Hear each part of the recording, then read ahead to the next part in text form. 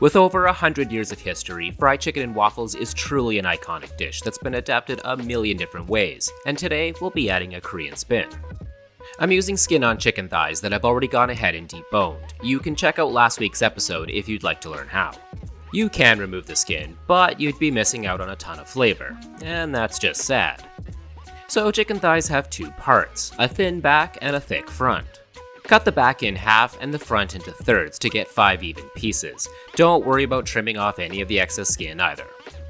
To make the fried chicken batter, in a large bowl combine flour, cornstarch, panko breadcrumbs, kosher salt and freshly cracked black pepper, garlic, onion, and ginger powder, gochujang Korean hot pepper flakes, and baking powder.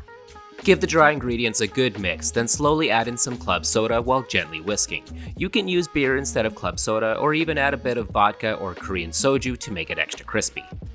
Try not to whisk too hard or too much, as you don't want to develop the gluten and make it dense and chewy. Then add cornstarch and flour into 2 separate bowls.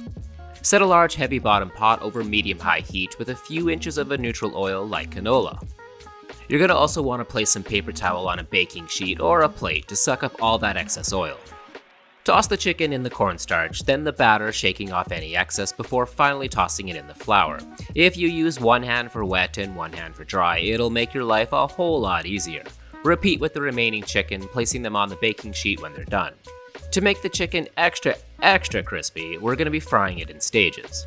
You're going to want the temperature fairly low for the first fry, around 325 degrees Fahrenheit. This will make sure they get nice and crispy and almost fully cooked without getting too dark on the outside. Always make sure to carefully drop the chicken from just above the oil to stop it from splashing. Once they're just barely golden brown, remove from the oil and place them on the paper towel lined baking sheet to cool and dry. Now, call it a Canadian stereotype, but when it comes to waffles, maple syrup reigns supreme. But to make it a bit more interesting, we'll be adding some Gochujang, Korean fermented hot pepper paste. Initially, I used 1 tablespoon to about half a cup of maple syrup, but ended up adding another tablespoon's worth of Gochujang. However, how much you add is entirely up to you though. You do you. Heat on medium-low just until everything is combined. Now for the waffles. This recipe is pretty simple and straightforward and doesn't require any special techniques. In a small bowl, combine 2 eggs and some canola oil, then whisk until it's nice and pale. Then in a large bowl, combine flour, kosher salt, sugar, and baking powder. Whisk everything together before making a hole in the center. Slowly add milk while gently whisking, then add the egg mixture. Like with the fried chicken batter, you don't want to overmix this and develop the gluten, to keep it light and crispy. Once everything is combined, we're going to add one final ingredient, some thinly sliced green onion. This is going to give the waffles a slight savory flavor. Now, you can use any style of waffle maker, it doesn't really matter. This one is fairly inexpensive but works just fine. I'll leave a link for it in the description. Most waffle makers are non-stick, but I still like to coat the plates in some canola oil. This just doubly makes sure nothing sticks, while also helping to crisp and brown the waffles. As far as how much batter and how long they'll take is entirely up to the specific waffle maker you're using. If you're unsure, just consider the first waffle or 2 as testers.